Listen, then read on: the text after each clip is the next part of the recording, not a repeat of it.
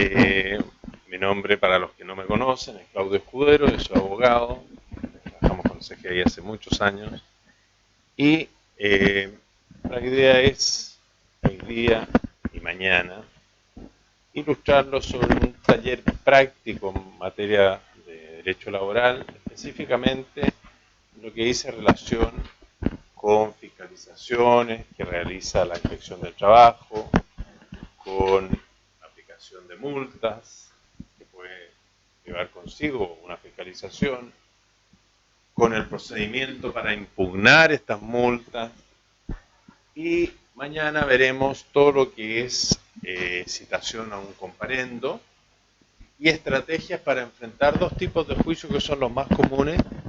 Uno es juicio por subcontratación y además un juicio por accidentes del trabajo. Me acompaña aquí don Víctor Lago Macías, ingeniero comercial, gerente de recursos humanos y experto en recursos humanos. Incluso está cursando un magíster en esa materia actualmente, quien va a compartir este taller con nosotros y va a enfocarse al tema de aspectos generales del derecho laboral, que lo vimos en el taller anterior, por eso vamos más rápido.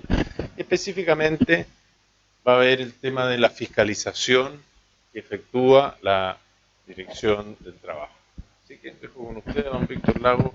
Yo me reintegro en la gestión más adelante. Una pausa, una comparación. ¿Cómo están? ¿Bien? No, lo que pasa es que estamos vía streaming.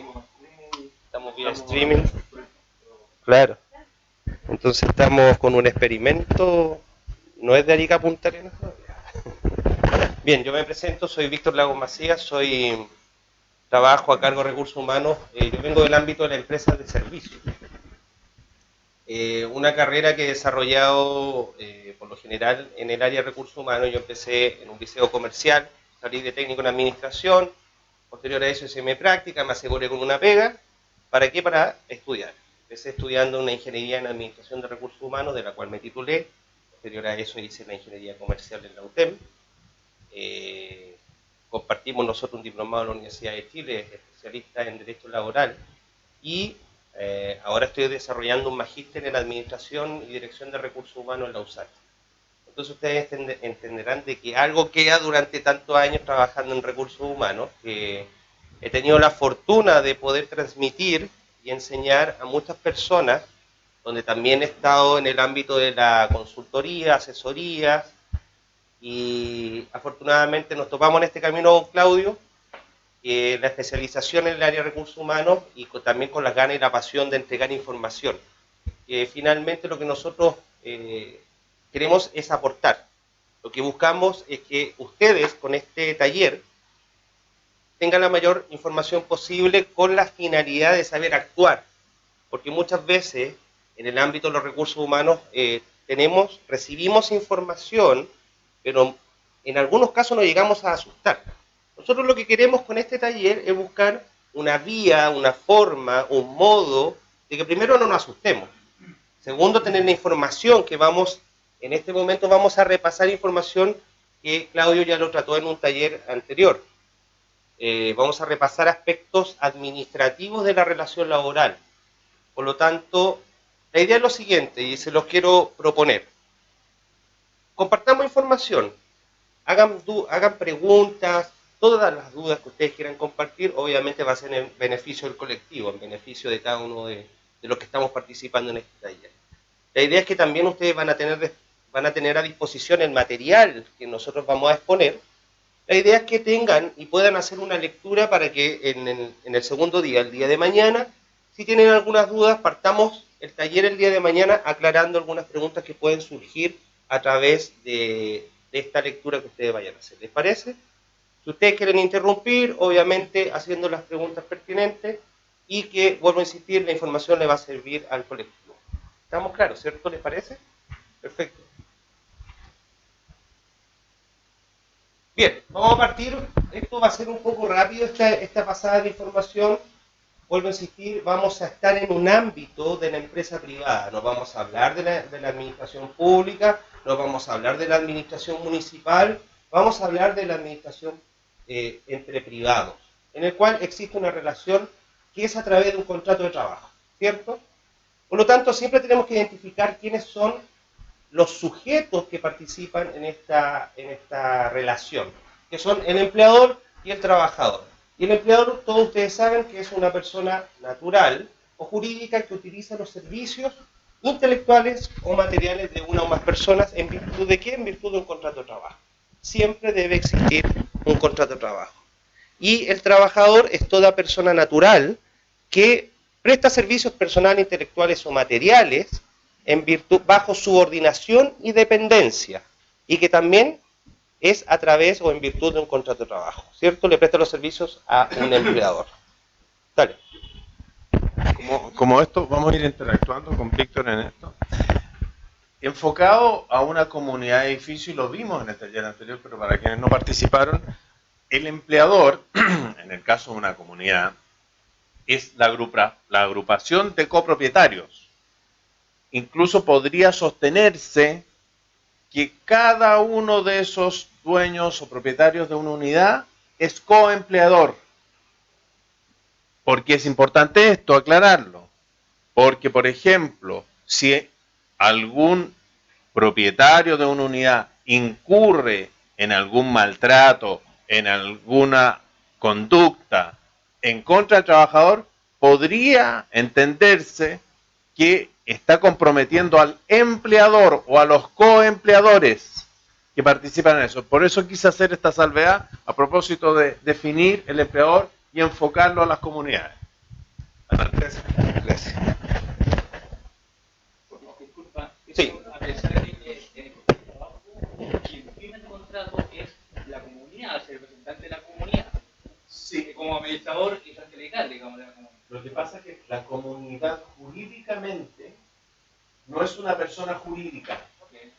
Es la unión de varias personas que participan en una propiedad común. Entonces, por eso puede extenderse en una interpretación, la dirección de trabajo.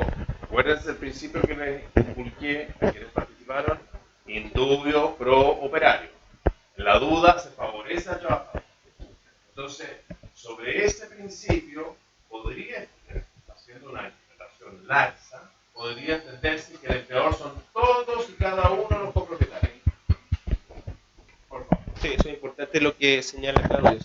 En cualquier trámite. Adelante, por favor. Buenos días. Adelante, asiento. ¿Cómo está? Buenos días. Es importante lo que dice Claudio, es que ante cualquier actuación, la inspección del trabajo, la dirección del trabajo siempre va a actuar pro operario. Eso va a ser siempre. Entonces, por eso tenemos que tener esta claridad. Bueno, el contrato individual de trabajo, tal como ustedes ya saben, es una convención. Se obligan recíprocamente el empleador y el trabajador, ¿cierto? Obviamente el trabajador va a prestar sus servicios bajo subordinación y dependencia, y el empleador va a pagar por los servicios prestados. ¿Les parece? Para repasar un poco, que esto es tanto legal, administrativo, hay plazos para escriturar los contratos de trabajo, ¿ya? Por lo general, me imagino que ustedes tienen trabajadores que están inicialmente con un plazo fijo, ¿cierto?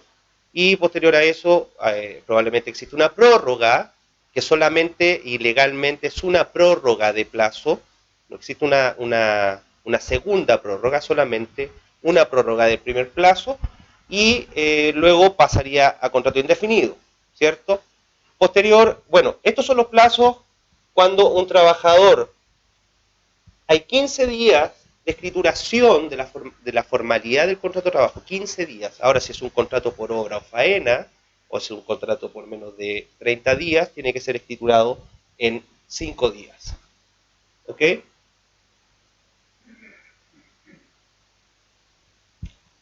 La modificación en el contrato del artículo 11 del Código del Trabajo lo dice muy claro. Se van a consignar por escrito al dorso del mismo contrato o también puede ser a través de un anexo, ¿ya?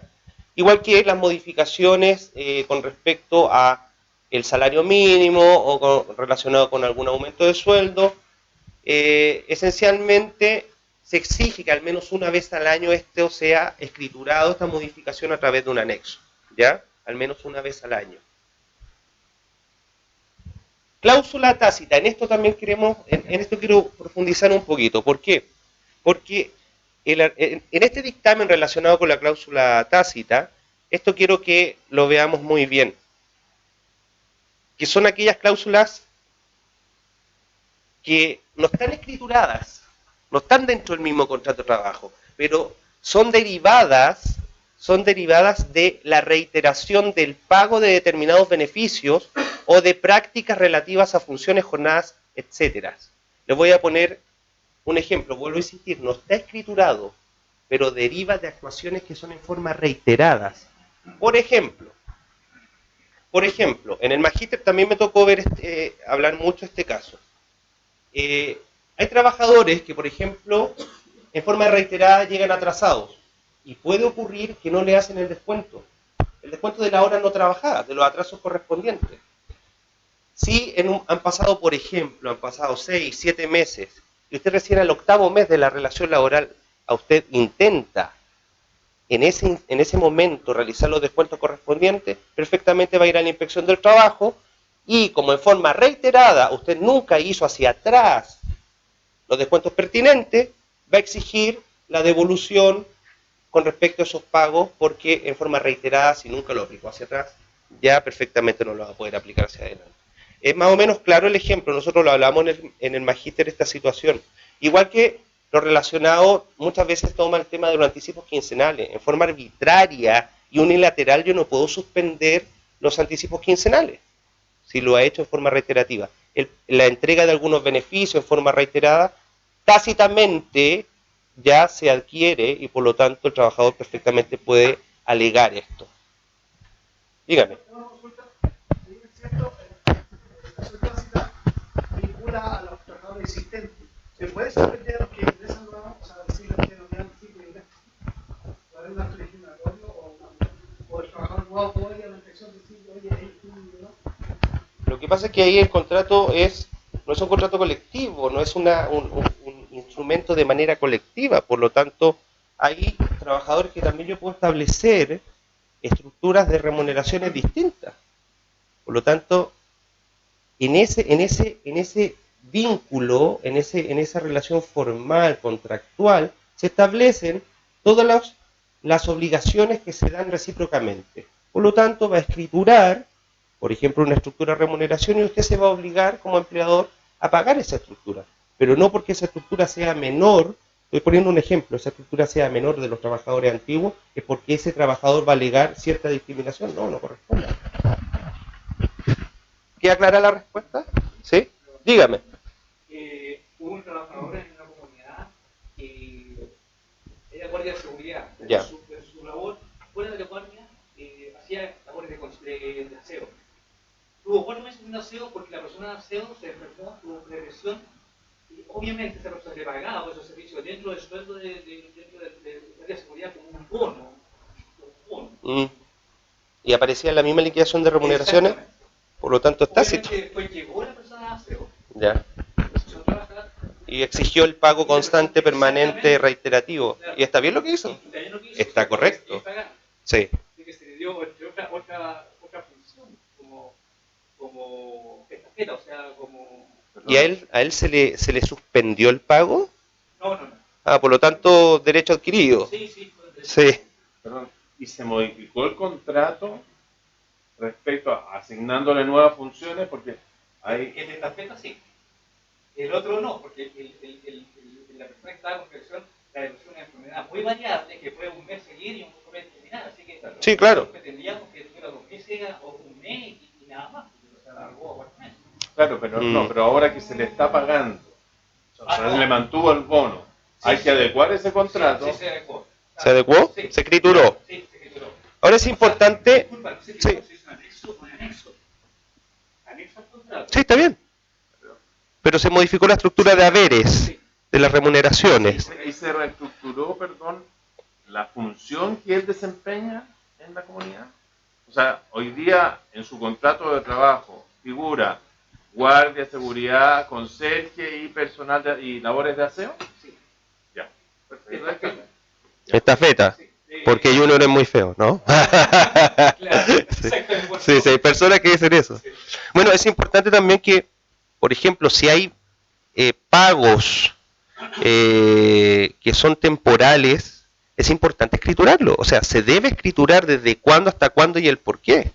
Es importante porque va a fijar el inicio y el término. Y no se van a dar de forma tácita. Vuelvo a insistir, beneficios en forma reiterada. Pero es importante, aunque sea muchas veces engorroso, pero administrativamente y en temas legales, es importante la escrituración de estos pagos que van a ser en forma temporal. Eso como recomendación. ¿Les parece? ¿Hay alguna consulta, alguna pregunta? Dígame.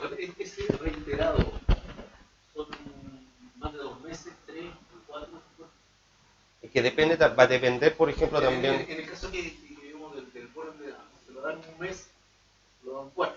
¿Desde cuándo se entiende que es reiterado?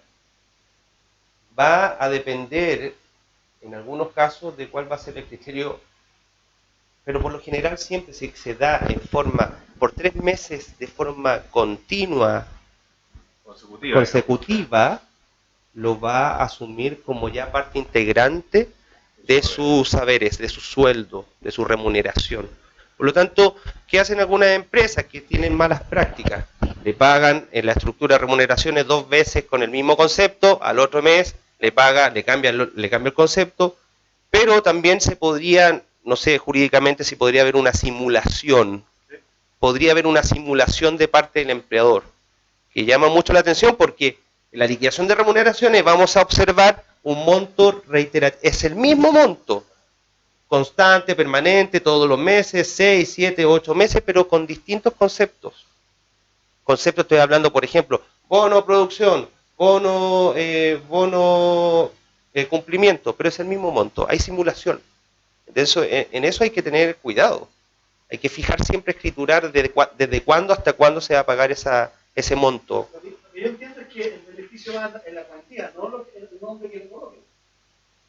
Si la cuantía es similar durante 4 meses, el beneficio del trabajador. El nombre que yo le coloque en el cuarto mes no va a valer porque puede ser que el trabajador alegue y que siempre tuvo ese valor. Sí, lo que pasa es que, en definitiva, lo que decía Víctor. Perdón, pero yo puedo colocarle todos los meses distintos nombres y el valor exactamente el mismo. Claro, pero esa situación Es una simulación. es una simulación. Claro. Porque en definitiva, pero ¿qué es lo importante aquí? Que si tú no has estipulado por escrito que ese bono tiene una duración temporal y lo empiezas a pagar sucesivamente y continuamente, el trabajador puede decir, bueno, se incorporó a mis saberes por un aspecto tácito este bono y forma parte de mi remuneración. Entonces, por eso, más allá de la denominación que tú le pongas al bono, lo grave es que tú, sin haberlo escriturado, sin conferir un carácter temporal a ese beneficio, permanezca en el tiempo, porque ahí se adquiere la situación como un derecho adquirido por parte del trabajador. aparte que va a ser una claridad de que es una simulación, aparte que si va a haber la sumatoria del total haberes va a ser la misma todos los meses, obviamente hay un derecho adquirido. Entonces es una simulación, ya es patrimonio del trabajador.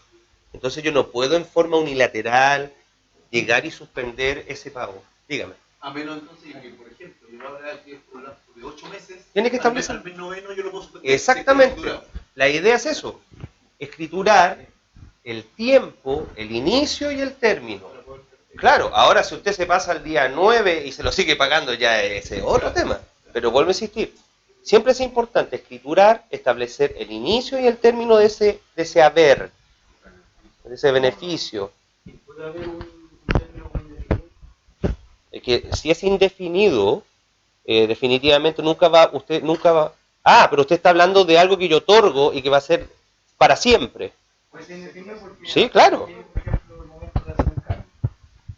¿Cómo no entiendo? Por Disculpe. ejemplo, tenemos jefes que hacen, que son full time, ¿Ya? hacen unos part time como de a los turnos extra. ¿Ya? Que deberían corresponder a los part time.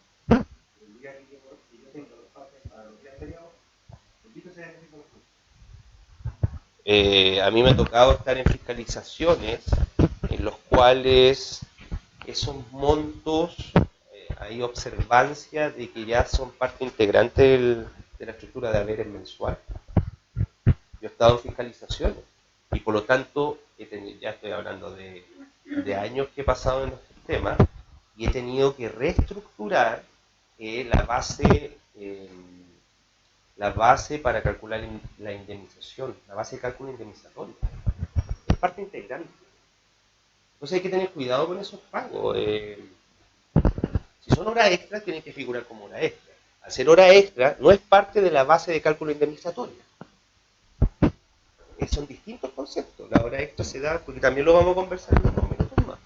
Pero distinto, no forma parte de la base de cálculo. Si usted lo establece como un bono, o lo establece como un bono compensatorio o bono de cobertura, y si lo paga constante, permanente, reiterativo, beneficio reiterativo, ya es parte integrante. Va a ir dentro de la base de cálculo. Dígame. ¿También es aplicable esto a los rellenarlos? Sí. O sea, si yo Beneficio, ahí dice. durante 5 años llenarlo y yo he terminado años... No lo puede suspender. No lo puedo suspender. No. Vuelvo a insistir, siempre el carácter pro-operario. Esto es lo que nosotros siempre tenemos que darnos y fijarnos mucho. El carácter pro-operario, administrativamente, porque todo esto, y que lo vamos a ver en estos 2 días, todo parte como un trámite de una vía administrativa. Obviamente puede terminar en judicial, y que aquí el experto va a hablar. Pero todo esto parte como vía administrativa. ¿Les parece? ¿Sí?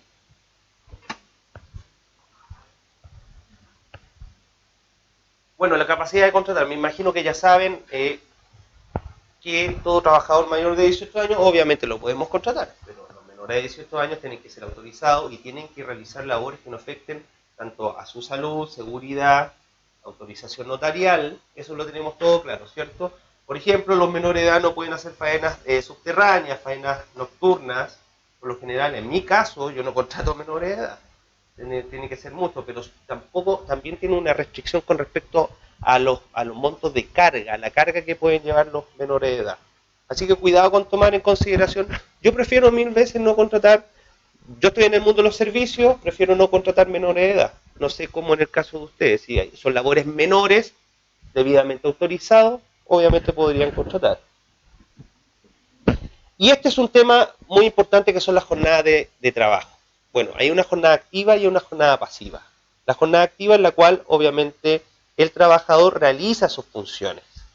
La jornada pasiva consiste en que es el tiempo en que el trabajador se encuentra a disposición del empleador sin realizar la labor, que puede ser por causas que no le sean imputables. Por ejemplo, puede ser un corte de luz.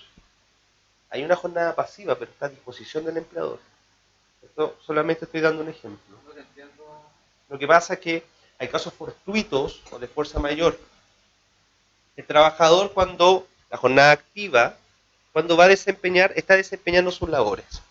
Hay casos fortuitos y de fuerza mayor que durante la jornada diaria puede ocurrir un apagón. Pero igual está sobre el trabajo. Pero no está trabajando. Está a disposición, pero no está realizando las labores. Es distinto. Es que, por ejemplo, en las comunidades, ¿qué se busca? O el conserje del edificio, en el cual se corta luz, esto no está viendo las cámaras, pero están viendo las personas, o están viendo las personas que van ingresando a la comunidad. Jornada activa. Está activo. Activo, igual, sí. Sí. En el caso del aseo, igual. En el aseo, la persona que hace el aseo. Indudablemente, estoy hablando en casos específicos, por ejemplo, en una oficina administrativa, donde no puede seguir desarrollando, pero en ese caso el trabajador no estaría obligado a despachar a sus domicilios a los trabajadores, porque estaría de igual manera a disposición, pero en una jornada pasiva. Dígame. Yo por ejemplo, una acción pasiva que me pasó a mí. Ya. No tenía ni un peso para comprar nada y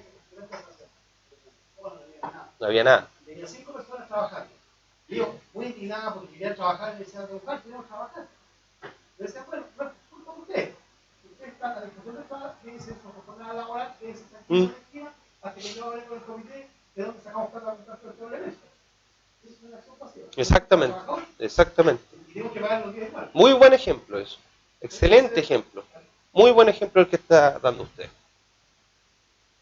Bueno, el libro, me imagino que ustedes llevan control de asistencia, la mayoría, libro de asistencia o registro biométrico, libro de asistencia, ¿cierto? Bueno, el libro de asistencia yo siempre recomiendo trabajarlo abierto, porque si bien no se exige, y esto lo vamos a ver ahora, con respecto al registro de asistencia y con respecto al tiempo de descanso, de interrupción de la jornada.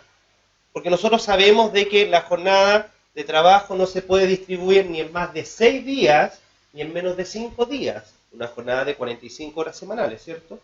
Eso es lo que establece la ley.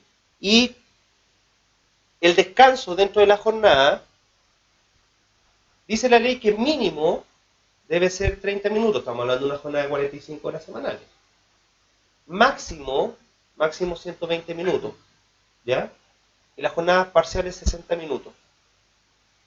Lo importante es saber de que la ley no exige que se registre el inicio y término de la hora de colación. Ahora, lo recomendamos, ¿ya? Por eso recomiendo que el libro de asistencia se trabaje de manera abierta, en la cual salió el trabajador, ingresó, salió a su colación y después volvió de su colación. Pueden pasar muchas cosas. El trabajador, por ejemplo, salió a almorzar fuera del lugar de trabajo y le ocurrió un accidente. Estoy dando solamente un ejemplo. Es importante tenerlo como registrado, tener registrado cuando salió de colación.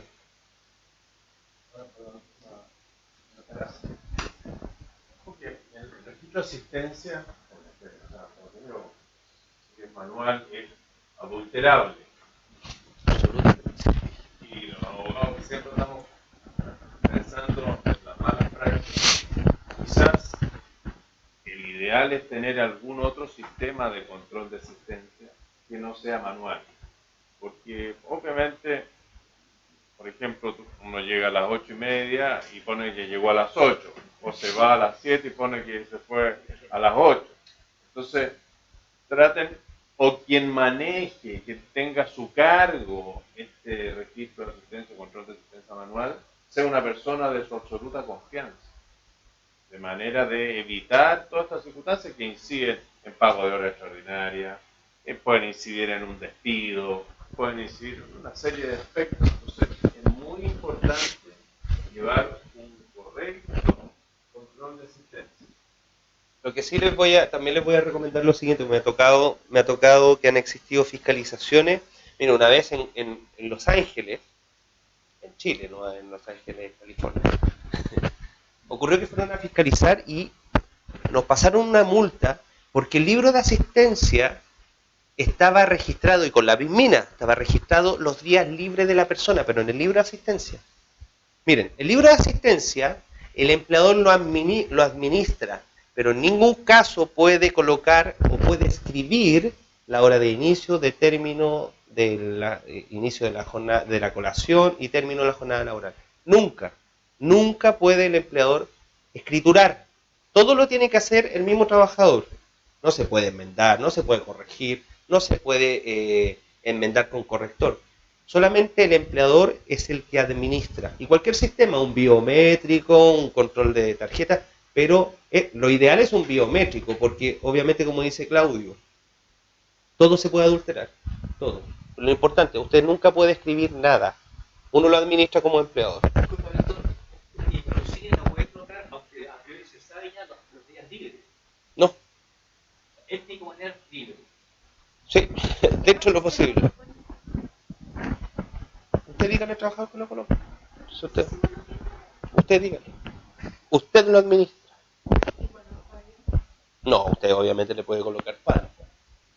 Le puede colocar falta. Pero vuelvo a insistir, dentro de lo posible, nosotros los que administramos los libros de asistencia, todo lo tiene que escriturar el mismo trabajador. Todo. Porque yo les vuelvo a insistir, pasaron una multa porque nosotros le colocamos manualmente día libre. Imagínense lo que significó eso. Todo lo que va a enseñar también Claudio a posteriori. ¿Alguna pregunta? ¿Alguna consulta? Me sigue quedando la duda. Hay trabajadores que no lo ponen. Sí, tiene razón con esa actitud. Sí. Colóquelo usted. ¿Cómo se protege? Es que bueno, si es un día libre. No, pero yo tengo un trabajador que dice, ¿Es rebelde? yo opté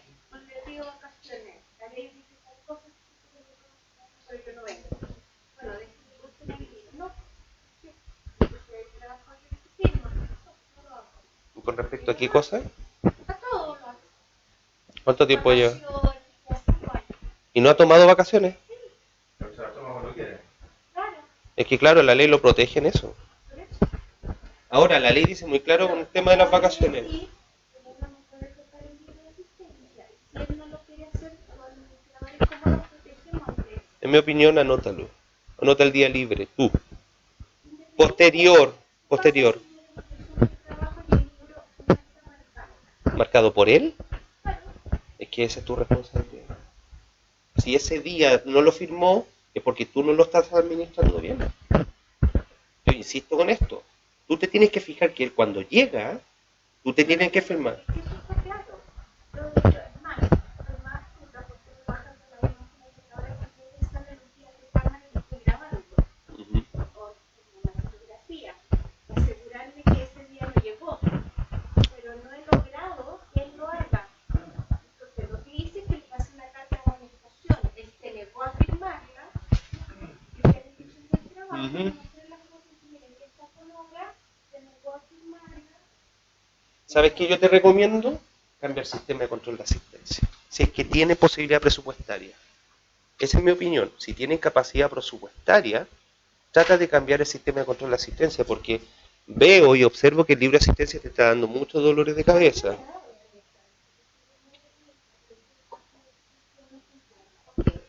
Sí, tú eres administradora de eso.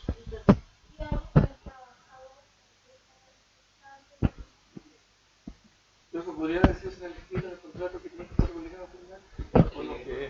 Sí. Es de la naturaleza. Es la naturaleza de lo mismo. Pero lamentablemente yo vuelvo a decir, yo soy súper insistente en esto. Ustedes son los administradores, ustedes son los responsables. Ustedes llevan la observancia del ingreso y que Está registren. bien, pero yo te digo, te insisto, yo soy administradora, lo tengo súper claro, lo grabo, lo marco y todo, pero no lo hace. ¿Cuál legalmente me diría un abogado o un profesional el paso a seguir para que eso se cumpla? En primer lugar, una amonestación. Una amonestación. Está claro, pero Bueno, y de esa amonestación te encuentra la directora de si trabajo. no la firmo, sería igual a que yo firme el Sí, claro. Y ahí, bueno, que ahí empieza, y ahí empieza a tener importancia el contrato de trabajo. Porque, y también si tienen un reglamento interno de orden, higiene y seguridad. Porque ¿qué es lo que ocurre? Que en el contrato de trabajo tú puedes establecer, son obligaciones esenciales del trabajador. Por ejemplo, firmar el registro de asistencia. Si no lo colocas en el contrato de trabajo, lo puedes establecer en el reglamento interno, que es parte de los contratos de trabajo. Entonces, con todas estas circunstancias, si esto ya se transforma en una conducta reiterada, ahí ya puedes configurar un incumplimiento grave de las obligaciones que impone el contrato y ahí despedirlo sin derecho de ningún. Pero acá habría Pero tiene reiterado. que estar muy bien, digamos, armado y señalado esa obligación específica como esencial del trabajador, o en su contrato o en el reglamento que él ha aceptado. Mira, lo último es que una multa por el tema de la asistencia y un curso de capacitación obligado. Sí, Pero para rebajar la multa, Para que te suspendan la multa. Claro.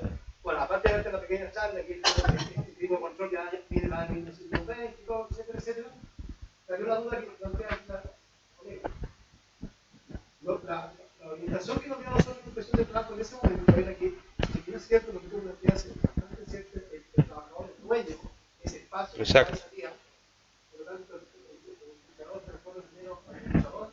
Pero ¿qué pasa cuando el trabajador incurre en un error? O Enmendadura. una rebeldía. En caso particular, el inspector, nosotros, y cuando hay un error, el mismo trabajador, en el mismo Sí, libro de puño y letra. error del trabajador, Exacto.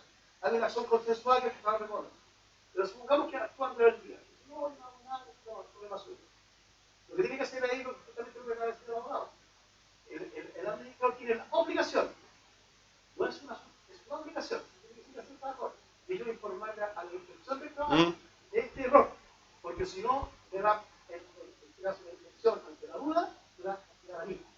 Como yo no quiero que me castiguen, yo lo voy a dejarlo presente en la inspección del trabajo, que usted hizo ese error, usted está inventando el mundo, usted está negando, y podemos llegar a lo que dice el abogado, entonces Ahora, disculpa. Pero todo eso, como dice el abogado, todo eso sistemáticamente claro. Sí. Por supuesto, pero lo que, por ejemplo, te pregunto, él en algún momento te tiene que firmar el libro, porque si no tú le descuentas los días porque aparecería como no trabajado. ¿Cuándo te...? Claro. O no firmar. Por eso, por ejemplo, ¿cuándo te llega a firmar el libro? Él firma. ¿Pero cuándo? Todos los días como que solo Ya, pero yo estoy entendiendo que se está negando a firmar lo que tú estás diciendo. No, por eso te vuelvo a preguntar, porque entiendo que lo que tú manifestaste es que él se niega a llegar en la mañana o a cualquier horario donde llegue a firmar. Ah, ya.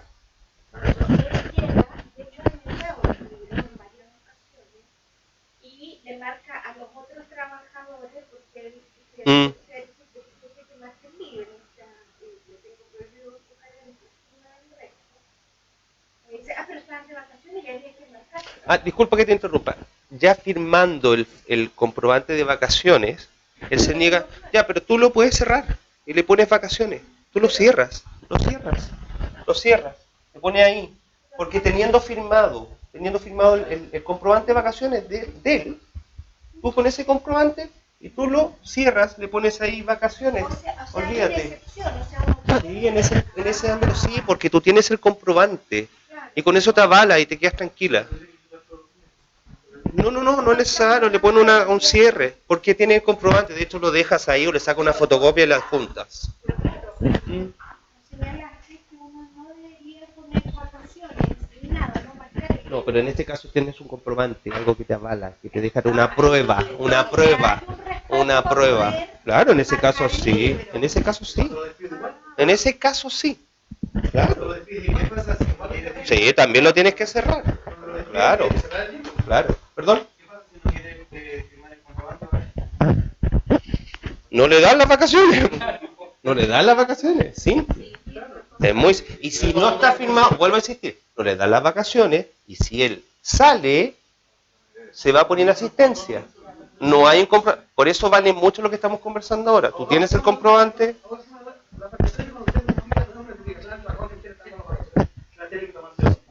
¿Cómo? Perdón. Cuando yo tengo un comprobante feriado a un trabajador. ¿Firmado por el trabajador? No, que no esté firmado. Usted me informa que están firmando estas vacaciones. Porque a mí me pasó cuando trabajaba, recuerdo que un día llegó un y tomó mi comprobante feriado y la vacación No, mira, la ley dice que te está obligando a tomar vacaciones. ¿Está obligado? ¿Que te está obligando a tomar vacaciones? Sí. Pero la ley dice muy claro, se pueden acumular hasta 2 periodos.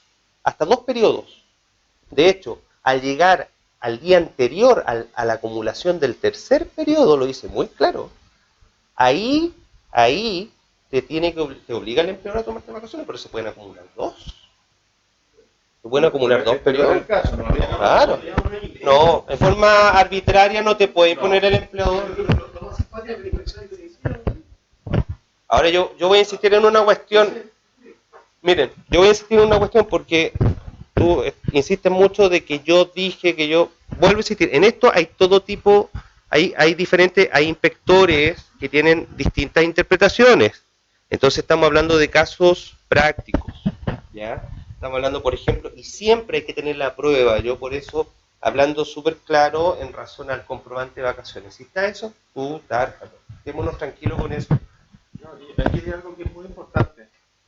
A ver, en materia de derecho laboral hay siempre una suerte de interpretación. Es como la ley del tránsito. Claro. Frente a un mismo hecho, un carabinero te puede cursar una multa y otro no. Entonces, no es una ciencia exacta de que en todos los casos tú vas a obtener el mismo resultado. Pero sí, lo que uno tiene que buscar, como abogado, como asesor, es cuál es el criterio predominante en esa materia. Pero sin duda que pueden haber excepciones, y como no es una ciencia exacta, y como el derecho es interpretable, más aún, la dirección de trabajo siempre es en favor del trabajador. Bueno, esto no siempre es 2 más 2. Ustedes lo saben perfectamente. Y el tema es que está administrado por personas. Es que operario. Ya. Sí. ¿Usted lo encuentra como prueba suficiente la grabación? No, pero sí es el tema. Exactamente. Exactamente. Entonces nosotros cuando... Sí, puede violar un... Exactamente, un derecho fundamental. Entonces, estamos ante... Esto es administrado por personal. La aplicación de todas estas normas es administrado por personas con distintos criterios. Por lo tanto, estamos hablando de situaciones que podrían ser extremas. Yo también he vivido situaciones extremas en las cuales también he ido a un comparendo y son súper blandos. Pero en otros pegan un látigo que obviamente es muy desagradable. Démosle. Ya. Ni siquiera hemos entrado en la materia que nos queda ayer. Bueno, me imagino en el ámbito, en la industria en la cual ustedes se desempeñan, hay trabajos que son de lunes a domingo, ¿cierto? Hay, en la mayoría, dentro de las jornadas de trabajo, nosotros hablamos de que o se trabaja 6x1, ¿cierto? Por lo general. Y cuando están exceptuados de descanso dominical, que ese descanso sea en día domingo o se considere el festivo, se distribuye incluyendo esos días la jornada de trabajo, ¿cierto? Por lo tanto, se tienen que otorgar, la ley dice muy claro que se tiene que otorgar un día libre a la semana, 2 días libres dentro del mes. Eso lo tenemos 2 domingos. 2 domingos. Esto lo vamos a pasar un poco porque esa información, me imagino que ya la había hablado Claudio. Y las horas extras, estamos claros que son 2 horas extras máximo, pero que no perjudiquen a la salud del trabajador. Esto se tiene que escriturar, es un pacto que tiene una duración de 3 meses, ¿ya? Pero tiene que ser debidamente justificada la realización de horas extras, porque muchas veces podemos calcular 7,5 horas diarias más las 2 horas, y siempre estamos habitualmente pagando horas extras. Tiene que haber un pacto. Pero, ¿y si la persona necesita hacer hora extra un día terminado a un día y nada más? No, está bien. No tiene que ser titulado. Sí. También titulado. Sí. Todo tiene que escriturar. Todo. Lo que pasa es que... ¿Sí? Pero lo que pasa es que la escrituración tiene por objeto reconstituirse una prueba. Claro. Porque si no, puede ocurrir que no sean 2 horas, el trabajador diga, mira, en realidad fueron 4 horas, fueron 5 horas. ¿Cómo vas a probar tú lo contrario? Entonces ahí, o sea, ustedes piensen como abogados, no piensen tan mal. Yo soy abogado, lo digo. No, pero piensen, en el fondo, cuando enfrente a cualquier situación, ¿qué va a hacer un juez? Un juez va a decir, bueno, es su palabra contra la del trabajador. En cambio, si está escriturado, ahí tiene una prueba. Vamos a estar firmado por él. Lo importante, mire, yo les voy a poner un ejemplo y que lo van a ver con respecto a una multa que fue cursada producto de una fiscalización y está específicamente dada porque no existían los pactos de hora extra en el lugar de trabajo. Aunque la persona trabajó una semana, trabajó 1 hora y media extra, a la siguiente semana trabajó 2 horas, pero está como el ejemplo que pones tú. No estaba el pacto de hora extra, fue fiscalizado y fue sancionado. Entonces ahí Claudio lo va a mostrar ese caso. Bueno, reglamento interno, el Código de Trabajo dice la empresa debiese tener con 10 o más trabajadores, pero es obligatorio. ¿Saben por qué? Porque la ley 16.744 dice, si no me equivoco, en el artículo 60, o 36, si no me equivoco, indica de que sin importar la cantidad de trabajadores, toda empresa debe tener reglamento interno de higiene y seguridad. Exactamente. Y esto es súper importante, que antes que terminamos con esto para ir al café, ¿sí? Perfecto. Entonces, esto es muy importante, que nos vamos a hilar con el tema relacionado con la fiscalización. Procederá a mantener la documentación laboral de los trabajadores para su fiscalización. Esto es muy importante, el tema relacionado con la documentación laboral. En los lugares donde prestan servicios. En este caso, de edificio. En el edificio. Ahí tiene que estar la documentación. Debería estar la documentación. Y algún tipo de dependencia adecuada que permite resguardar tal documentación. Y de no haberla, los empleadores o sus representantes la mantendrán en aquellos lugares donde ejercen prisión y control de tales trabajadores. ¿Cómo se hace eso? A través de una solicitud de centralización de documentación, que es un trámite administrativo a través de la Dirección del Trabajo. ¿Ya? Por eso es muy importante. Dale. Para que ustedes, en muchas partes, en primer lugar, no hay una oficina de administración en el edificio. Entonces, no hay un lugar adecuado para guardar toda esa documentación. Y ahí, ¿cuál es la sugerencia? Que ustedes realicen esta solicitud a la Dirección del Trabajo para descentralizar el lugar donde van a mantener la documentación laboral. Y eso es muy importante porque yo me imagino que cada uno de ustedes, los trabajadores que tienen una edificio, lo tienen en sus oficinas. Pero si llega un inspector y pide los contratos de trabajo al edificio, que llegan al edificio, Claro. la multa Va. Eso es importante. a menos que uno exija esta resolución que autorizó descentralizar la documentación y mantenerla en otro lugar. Y eso puede ser en cualquier lugar dentro de la ciudad, digamos. Claro. ¿Se pide? A la Dirección del Trabajo. A la Dirección del Trabajo. Es un formulario. Sí.